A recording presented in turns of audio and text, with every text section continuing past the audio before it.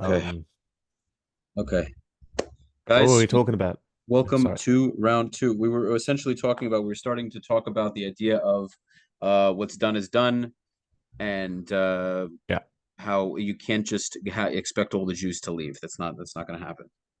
Yeah. It's a genocidal ambition. Anyone who says that, some mellowed Palestinians or pro-Palestinians, they say, well, no, no, we're not saying that they need to be expelled. We're saying that one big secular state. But I'm sorry, I don't think Jews can take the word for it.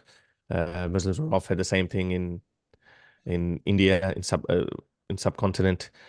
Indians assured them that we're going to create a secular state. They didn't accept it. They lived up to their promise, but I don't think Muslims have a good track record of showing that they can create liberal secular democracies. So, uh, uh, yeah, you can't blame the Jews for wanting their own state.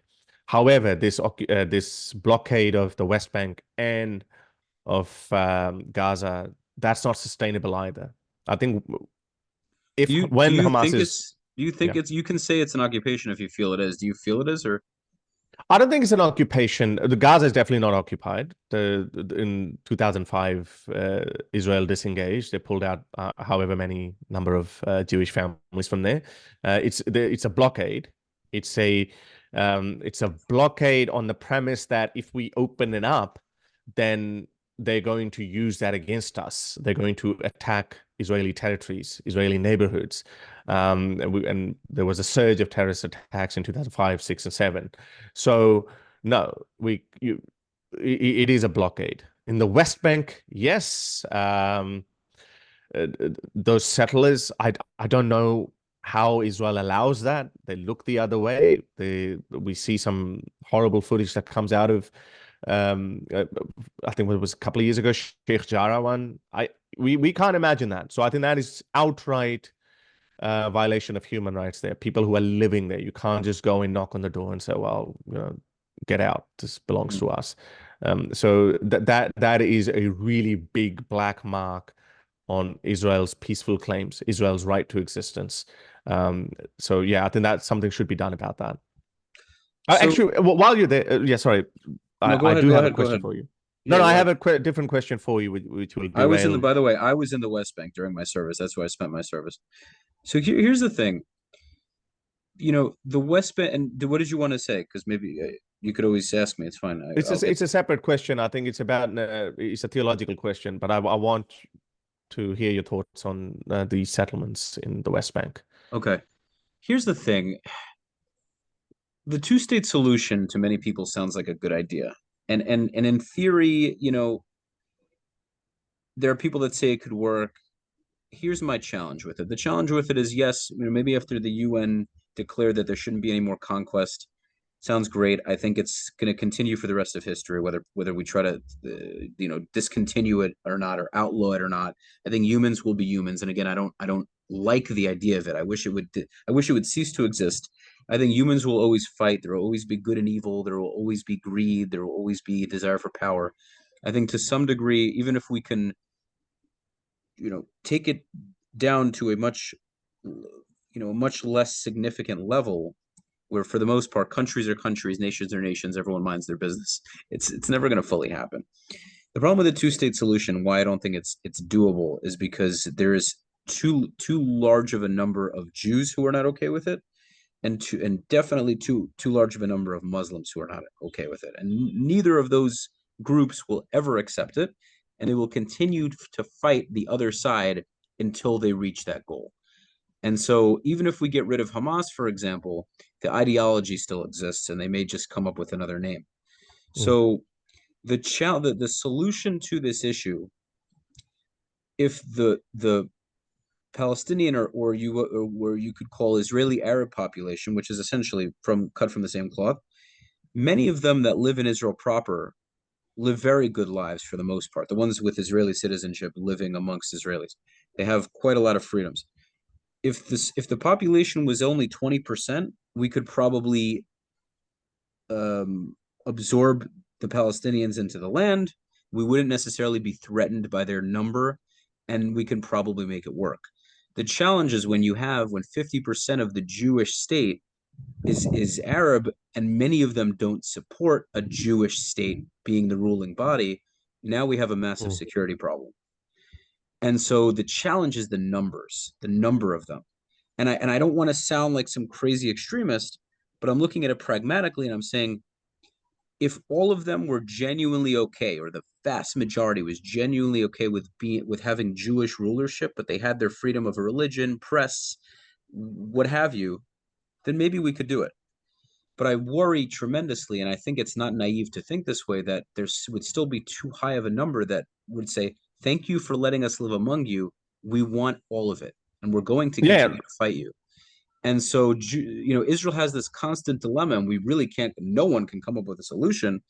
And I hate saying this because I sound like an absolute crazy person.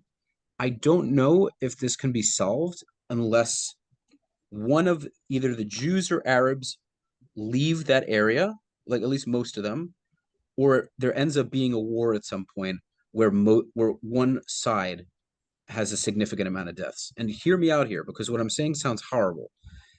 I just can't think of another way, and I wish there, and I hope to God, or not God, is that there is. I don't know. I don't know. I don't know what to do. I don't know what.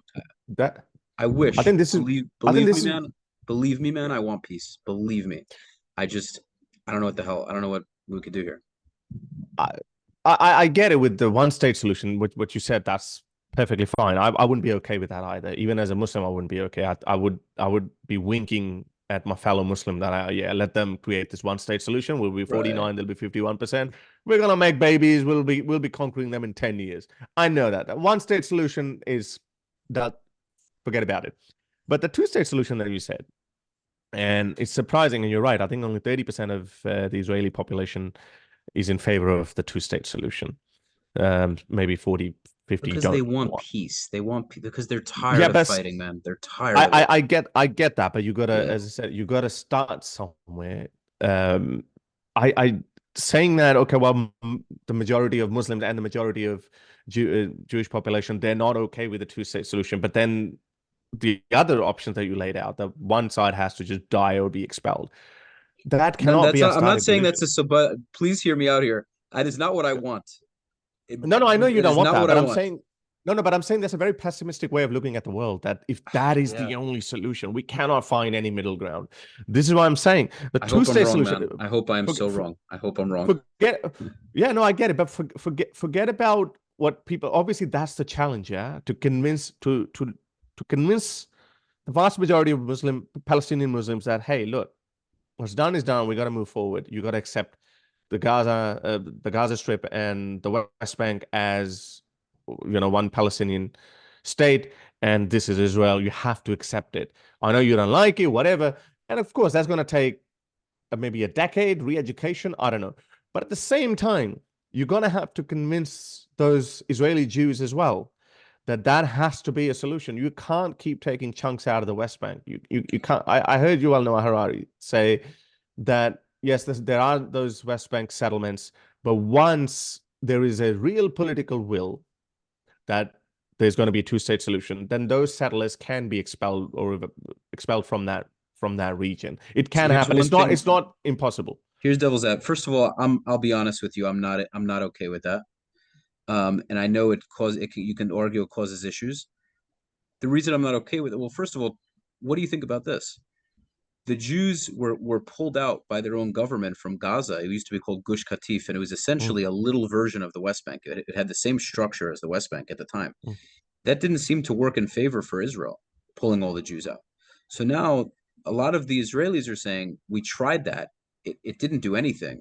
If we mm. pull out of the West Bank, who's to say that they're not going to just have more territory to cause more problems, to shoot, just create another Hamas? Now we have no soldiers in the West Bank, and now we just have just as many issues, if not more, than we did now. Just playing devil's advocate. No, I totally understand that, but because that was a half step, it was a half measured step.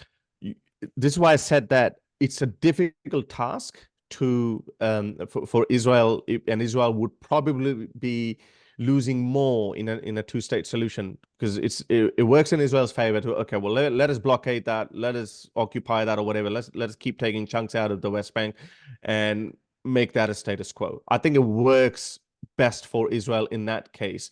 They have an upper hand. They have the offensive defensive posture. But then on the other hand, if there is a two-state solution, Israel would have to lose control, and Israel would have to gamble that, okay, let's hope that the Palestinians are not going to attack us anymore. I get that. That's a big gamble. It's a huge Yeah, it's a gamble. big gamble. I get that. I get that. But if you accept that, okay, we can't keep on going like this. We can't have these what's the Palestinian population? I think 7 million Muslims or something. There are about as many Palestinians as there are as Israelis at this. Not the whole Jewish population, but there are Yeah. There 2.3 are in 9 Gaza. million. There's Yeah, about so 1.8 in Israel proper. There's a few 100,000 in the West Bank. And then you talk in the Levant itself, right? That's another thing, the refugees in their own Arab land. But yeah, that's you not a know, good position to have either. You have to have millions of people who hate you and they literally live next door, and then you keep having these skirmishes, and as a result, and I get it, Muslim, and you have this 1.8 billion Muslims rallying behind that, and you're gonna start seeing that pressure increase over the coming decades. The Muslim diaspora in the West is increasing. Right now, you see them on the streets. In 10, 15 years' time, you're going to see them in the Congress. You're going to see them in major European parliament, in parliaments, and they would have a much louder voice where they would be threatening Israel to not defend yourself the way you're defending. They would put that pressure. Now, as I said, I do agree Israel has a right to defend itself. Israel has a right to go after Hamas. And I also acknowledge that Israel does everything it can to make sure that the civilian casualties are low. There's no other military force that puts so much effort into alerting or notifying the enemy civilians that, hey, look, we're going to attack this place. They drop pamphlets, they send messages, radio no messages, one does everything they that. do. No one does that. Yeah, nobody else does it other than the It's idea also of at least. I get that. Sorry, let me finish that point. So yeah, go ahead. Sorry. I get that they do that, but still, Israel is the bad guy. You see that, yeah? Hamas is winning the propaganda war. Muslims are Oh, winning the absolutely, propaganda war. absolutely. And because you're just not enough in numbers. I mean, one thing this war has proven, that those stereotypes that Jews control everything. They control the media, they control everything. That's just that's just destroyed that notion. You guys are nowhere to be seen. You guys are losing this propaganda war massively. I keep seeing these fact checks. You know what, that the hospital attack that we had at the start of the Yeah, conflict, Shifa Hospital. Yeah. which was a Hamas. No, before Al Shifa Hospital, where they said the 500 people have died. It was a Israeli airstrike. It turned out to be, I don't remember what it's whatever that called. I was. don't Yeah. remember what So, it's called. Yeah. but look at this. They moved on. They spread this lie. The BBC reported on it, and so many others. Some politicians said that, oh, this is a war crime, blah blah blah. It turned out to be it was a Hamas's rocket. They move on from it. And Islamic Jihad. Same. there's so many such cases, and nobody cares. Like I just saw this, one of the prisoners that was released, this 18, 19-year-old kid. He was released healthy with working arms. As soon as he went to Gaza, they put plaster on his arms and they say, look at this. Before this would happen, there was this Muslim woman. They showed her in hijab, very pretty face, before being arrested, and then said after she spent some time in Israeli prison, her face was all burnt. No, she was burnt because she was a terrorist. And she blew. I don't know if she was a suicide bomber or not, but anyway, she had this car bomb, and she detonated this car bomb, and she got burnt of her own doing, and she got burnt. She was given. And I think she was given initial medical aid, and then she was sentenced for 11 years in prison, and then obviously she was released now. And they're saying, look at this, what the Israelis did. So, and these accounts are going. These kind of false Everybody believes them. disinformation is Everybody getting believes millions. And so basically, the point is, you guys are losing this. But it's one thing to lose the propaganda war, but it's quite another to lose that on a scale when politicians are breathing down your neck. I'm pretty sure the Biden administration is also constantly in touch behind through those backdoor conversations, they are pressuring Netanyahu that, hey, look, we can't sustain this pressure. 14,000 civilians. Ooh, that's a lot. And probably Netanyahu is like, hang on, but you didn't say that to MBS or Bashar. But that's not how the world works. So in 10, 15 years, you would not be able to sustain this occupation or this blockade of Gaza and the West Bank. So the two-state solution would be the only workable solution, even though Israel would be giving a lot of concessions. The only reason I'm so against that, just as someone who, understands the way the world works and how war works, is like, you fight a war, you get the spoils, and it's like, it sounds like a pride thing, or not being able to take the L, so to speak. But I also I don't, as much as, first of all, I really don't like the idea of giving away land once you've won it through battle. It's like the other party tried to eliminate you, and now they want something back. Do you get where I'm going with that? So even with that, even if the if I knew ahead of time that if we create a two-state solution, there will be relative peace, I would be very open. But I don't believe it. I understand the skepticism. I said. And honestly, man, if we did that, just understand that first of all, if you tried to pull the Israelis out of the West Bank, oh shit. Like, Israelis, for the most part, get along with each other. But if you try to pull the most extremist Israelis out of the West Bank after they did that in Gaza, it's going to be a big problem. Like, the West Bank Israeli, not just the West Bank Israelis, any right wing, any like devout religious Israel, most of the Mizrahi, because usually the more liberal Israelis are more the European, like Ashkenazi ones, typically. They are not going to have it. The country is just going to go. The country. So Mizrahi is a bit more. The what? So Mizrahi is a bit more fundamentalist. Mizrahi Jews, are they a bit? Yeah, and to be honest with you, man, I think they are more accurate on their assessment of reality. I think, it's nice to have, a level of liberalism in any country to kind of, what's the word? Contest the extremism or conservatism. But I think Mizrahi Jews who grew up in the Middle East and who were, our ancestors of people who lived in Arab lands, they have more of a concept of reality on how Arab culture works, how Muslim culture works. And, you should always strive for peace, but sometimes you're striving for peace with people who don't want it in return. Yeah. And I'm not saying everyone, I'm not saying, there are plenty of Palestinians who would love to just have a white picket fence, a golden retriever, a great job, live their lives. That's why, you're saying pessimistic, and I agree, and I hear you, but it's like, back in the day, throughout history, when two peoples fought over land, one of them would take the land to a point of no return. And the fact is that as Jews, we're not very good at this conquest game. And so we've done it in a way where we're in this problematic kind of stalemate.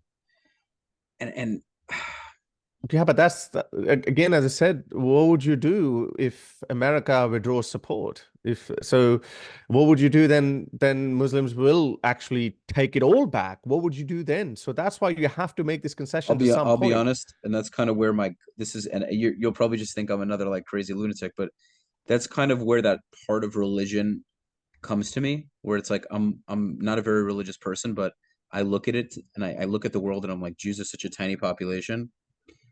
The country is the size of New Jersey. If you know New Jersey, the fact that we still exist after all this time, that just makes me think, like, how in the world are we still around?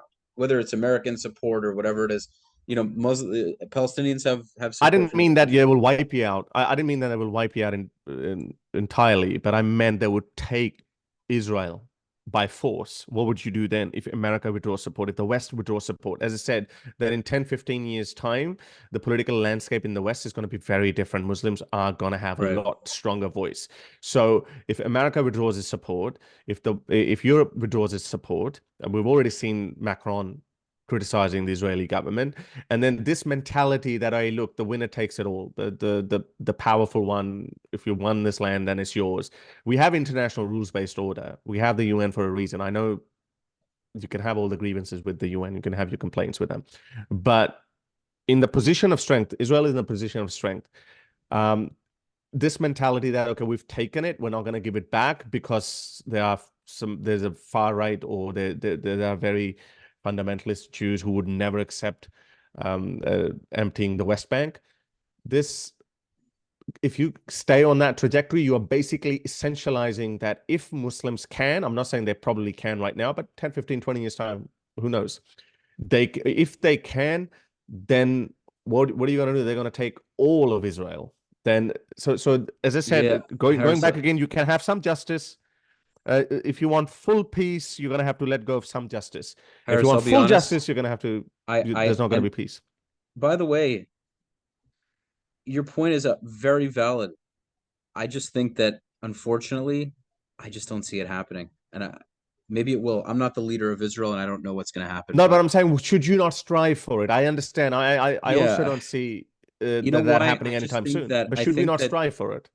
I think that For Jew. example, Yeah, very quickly, for example, I want Muslims to understand that this is what I'm pushing to the Muslim population, that you have to accept Israel as a I state don't it think they're exists and they going have a to. right I to don't think they're exist. going to, Harris. There are plenty that have. There are plenty that Would have, by the way. Jews, but would Jews accept it? As you said again yourself, the Jews themselves wouldn't accept the two-state solution. I think they would have if they had a reason to believe that it could have worked. I think that over the last 75 years, see, the problem is it's not both sides have both sides have such an ability to blame the other. This isn't me thinking, oh yeah, Jews are so perfect and we haven't done anything wrong. And these evil Palestinians just are so terrible. It's like, no, there are bad things that happen on both sides. But just based on the differences in ideology, the difference in extremism, there's much fewer Israelis that hold these ideological views as a whole. And I think that there are probably a lot more Israelis that would be open to this than the other side. But I also don't know. I haven't taken a toll. I haven't had a bunch of votes Yeah, what taken, the but poll says suggests that only 30% of Israelis are in favor of the two-state solution. So I get that. So it is an uphill battle, but just because a vast majority doesn't agree with that's what activists are for. That's what, free speech is for. Use that. Try to change that. As I said, the only workable solution, in my opinion, is a two-state solution. And this is a solution that's been professed by other Western powers as well. I'm not going into who, the Israelis say, well, they rejected it, and then Muslims say, well, no, we accepted it, they rejected it, it was about right. Jerusalem or it was about refugees. And it's pointless. To move forward, I think that would be the only workable solution, because if you go on this trajectory that, hey, winner takes all, then I'm sorry, you're basically legitimizing that it's okay. Well, if Muslims come to power, 60s, well, Israel has been around for 75 years. For 2,000 years, Jews have been living in exile. Yeah, 2,000 years. The generations passed on each side. That they didn't even know. For the most part of Jewish history, Jews did not have a homeland. Nope. And they probably thought we're never going to have it. How many people were born and died with that feeling? So Everybody 75 years was is, longing for it. It's been yeah. that's all we wanted. Israel, Yeah, but Jerusalem. 75 years. Yeah, but 75 years is nothing. It's just a little blip. It's nothing. In 25 years, on the 100th anniversary of Israel, what would you think that Muslims, there are 2.5 billion Muslims and they're all united, and you've seen that, how united they are. The only thing, in my opinion, again, this is not disrespect to Israel. I am a Zionist as well. I want a Jewish homeland. I want it. If the West withdraws its support from Israel, I don't think Israel, with all its military capabilities, I don't think it would be able to sustain itself. So while you have power, I think right now good people, enlightened people in Israel should be working for a two-state solution, because if you say, well, sorry, some of our Jews are not going to accept it, there can be other solutions to it. I'm not a diplomatic expert on international politics. There can be like, okay, we will create a Palestinian state if you guarantee us, including the guarantees of Saudi Arabia and some other major Muslim countries, that you wouldn't lay no further claims on further Israeli territories. We would even evacuate the West Bank, but we would not evacuate the Jewish people who have already settled there. They would have full citizen right, or they would be citizens of Palestine under secular Palestine. I'm not saying this is easy to achieve, but I'm saying it can be done. But this trajectory to say that, well, status quo, business as usual, we're going to keep our forces in the West Bank, and Palestinians will live as, as our subjects, They're not going to live. That's No, not going to happen. The West Bank Jews are never going to live under a. I'm not telling you because I How don't. They're never going to live under like a Palestinian rulership because they are hell or bent secular on. rulership? They're going to want to be there. They want the West Bank to be Jewish. That's like their non. Yeah, but that's yeah, but you understand that. You're a modern man. You're not, yeah, I get it. You believe in religion, but you understand. You live in America. No, no, no. Do you Listen. think I that's am very you. Okay, I am just making points because I agree with you so much, man. It's just that because I lived there and I was in the army there and I have family there, I know what it's like on the ground. I'll keep it real with you, man. I think this is gonna stay like this for a long time, and I don't know what the hell's gonna happen, man. Because I'll tell you the truth, it's going to be bad? you and I are probably gonna be in the grave before this situation's resolved. And I hope I'm wrong. I hope I Yeah, am I wrong. hope you're wrong.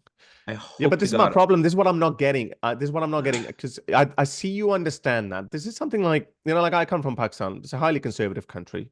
It's the Yeah, Islamic Republic of Pakistan. I am for secular Pakistan. And I was a one-man show who was criticizing Islam. I was the first person. Now the movement is exploding in Pakistan, and people are talking about atheism. They didn't even know what atheist was in popular culture, but I started doing it. I know the 94% of Pakistani population are hardcore Muslims, and I'm going against them because I'm hoping that maybe 10-15% of people will change by the time I'm in my 60s. So that's a good goal to have. Like, I mean, if you could, as an enlightened person, if you could tell people that we cannot treat Palestinians the way we're treating them. Yes, we have an upper hand. Yes, we have control over their territories, but they're not falling in love with you. You think they're going to accept that? Then, yes, they have a. They're not. Obviously, they're not right when they want to wipe Israel off the map.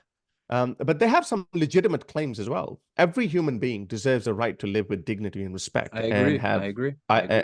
and have a right to self-determination. I completely Every agree.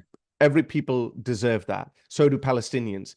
Um, yes, the terrorist activities, etc., and then it goes back and forth, and they say, well, because they've occupied, that's why we're doing it. I don't know. That's an endless cycle, but keep it as it is, business as usual. I don't think that's a good target. That's status quo. That's not a No, the good target to status quo have. doesn't work at all. No, of course not. But here's the thing. If we create a two-state solution and it ends up being, you know, worse, let's say it continues to be what it is now. What do we do after? Meaning, let's say a two-state solution works. Let's say there's a 50-50 split of land and there's still rocket attacks, terrorist attacks. Those things continue to happen even at a larger scale. What's Israel to do at that point? Well, then you do go to war. And look again, I am very sympathetic towards Israel. That would be a big concession. And it would be gamble. There would be gambling. But again, there are countries like Saudi Arabia. We were going to have negotiations with, and when you have Saudi Arabia, you have a majority of the Arab world with you, except for Qatar, maybe.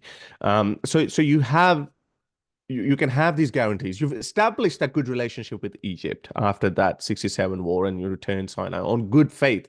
This is what I'm so angry with Muslim population about, that they don't recognize any of the good faith measures by Israel. And this would also be a very good faith measure that, okay, we are pulling out, like we pulled out from Gaza. Yeah, We're I pulling don't out even of the like. West Bank. I really, as much as like I want peace, the two-state thing, I'm just I I understand. have such an Look, I issue. understand your I don't skepticism. like. I don't know, man. Because for me, it's like the Jewish people. We can't even have a tiny. Muslims have so much land, but they're so hell bent on. But we still need to be here too. It's like we can't have a little tiny little country. It's so you have to. You can't. You get Jordan, Kuwait, Algeria, Lebanon, Morocco, Iran, Iraq, Afghanistan. So much land, and we can't just have this little piece. Yeah, but Is that too Muslim, much? this is funny. This is hypocrisy on Muslim part. They become one nation, when it comes to when it suits them, and then when it doesn't suit them, they say, "Well, what do I have to do with Jordan or Libya or Egypt? I'm a Palestinian." They say this is not a religious issue. They said this is not a religious issue. It's a local indigenous population Yeah, fighting okay, against okay. the colonizers, fighting against colonizers. So they say that, but again, like, this is hypocrisy, because if it's not religious, why are you so hell bent on having East Jerusalem? I always tell the story, like, the Muslim theological claim on this land is so stupid and pathetic. Do you know why it is considered holy land for Muslims? Jerusalem. It's so stupid. Well, It it has to do with Barak, right? The horse with the wings, isn't it?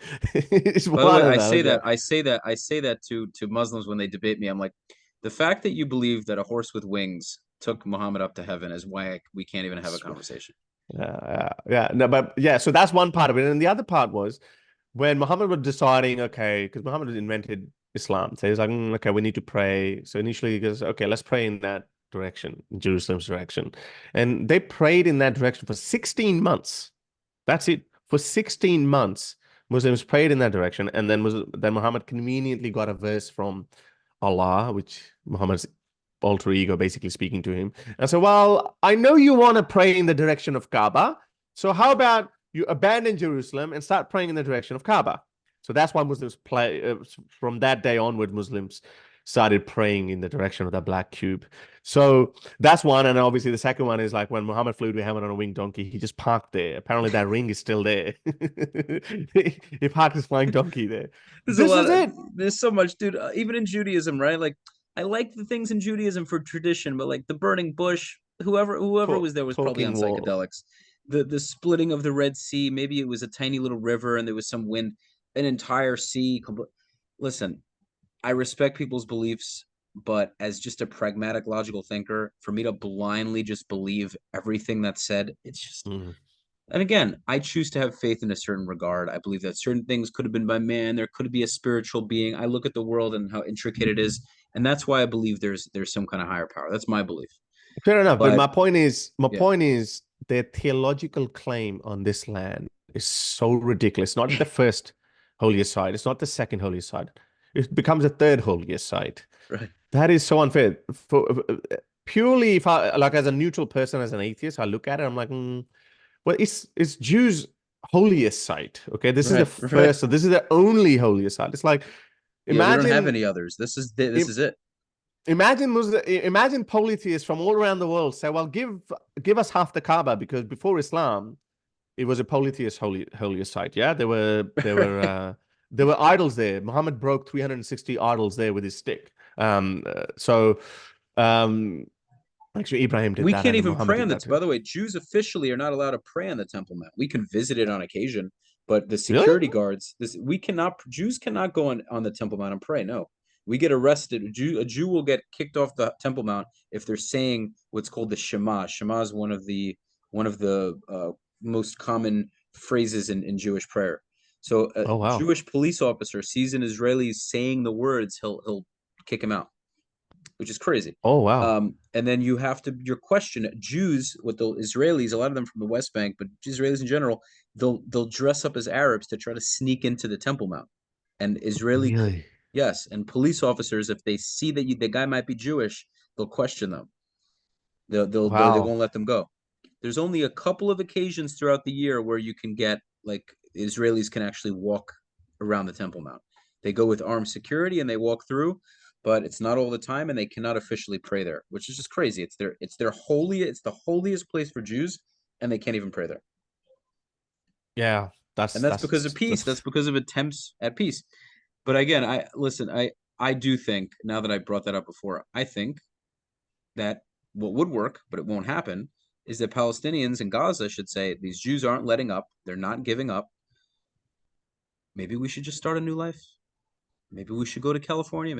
But again, it's not going to happen. And not gonna they happen. want us to do the same thing. They want us. Why can't these Jews? Why can't these white colonial, which most Israelis aren't even white, but why Yeah. can't they go back to wherever they came from? Mhm. So yeah, I man. wanted to ask you one more question. I forgot about Go it. ahead. That how people use religion, and I was really disappointed. I'm not an expert on Israeli internal politics, and I've seen how Netanyahu has been criticized for usurping all power and taking it away from the Supreme Court, etc. But again, I'm out of my depth there here. So, but I was really disappointed when and I get it how religions serve your political purposes, especially in a wartime situation. And he quoted that biblical verse of Amalekites. Like, I know he didn't quote that particular part, but he gave a reference to that story, which is a horrible story of killing all Amalekites down to their even donkeys and animals and babies and everything. And then on the other hand, when you know that there are videos coming out of Gaza where babies are being blown up, how stupid was that? Do you think? I can understand as a politician, he probably would have used that to gather the support of right-wing Israelis, because we've also seen. I also saw some protests from within Israel. Jews were protesting against the Israeli military operation. That just shows how liberal Israel is. But um, but do you think that was a stupid move? Because Muslims keep using that over and Definitely over wasn't a again. smart thing to say, but there's a Bible verse. Hold on. There's a Bible verse. I'm trying to remember, and I forget which part it's in, but it goes like this. It's raw, and it's not, and it doesn't sound good. It says, "But if you do not drive out the inhabitants of the land from before you, those of them who you let remain shall be as barbs in your eyes and thorns in your sides, and they shall trouble you in the land where you dwell." And Mm, that is really dark and gloomy, and it essentially says if you are looking to have your own country and there are people there who don't agree with that, then as long as they're there, you will probably never have peace. And mm. that's a biblical idea. And I don't know what to say to that, man, because Because liberal democracies, I see Israel. One of the reasons that I support Israel is because it's a Western style liberal democracy, and I yeah, can't imagine any Western liberal democracy invoking their religious doctrine to carry out a military operation. All these I religions, like, I mean, know that, but I'll tell you the even problem. I'll tell you the problem, man. Israel has a conflict with that because as much as it is based on these liberal secular values, Jewish people, as much as most of them in Israel and many of them are not particularly practicing, there's still this deep feeling that there's God involved. Even the most secular Jews, a lot of the mm, time, because of how much we've been through and how we've survived through it all, mm, they have the classic, there's no atheist in a foxhole. We've been through so much challenge and triumph and all of that, that even when we question so many parts of religion, there's this thought that somehow we're still here. And mm, so that's, I think, what is deep down in a lot of Jewish people's minds, where we think we're never going to disappear, even if we're constantly at war with others, even if we have mm. enemies from all over the earth. God is somehow gonna take us out of it. Right, And right. and and I don't know. I mean, I'm just a 29-year-old dude, and I have a lot to learn. But I Mm. hope there's peace. I really do, because I've met wonderful Arabs, I've met wonderful Muslims. There's so many of them out there, and yeah, I mean, I don't know. I But hope. this issue is very divisive. It's very emotional.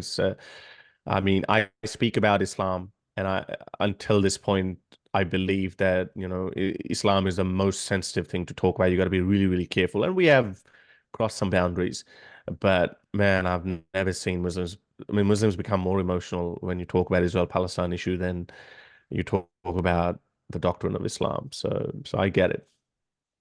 Without a doubt. I would love to talk to you more. We'll Me definitely too. keep in touch. And Harris, this has been really, really great. I thank you for asking me questions. Thank you for even asking me tough questions. And I'm gonna, after the episode now, I'm gonna take time to think about it. I've thought of these things before. Everything you've mentioned, I have thought about.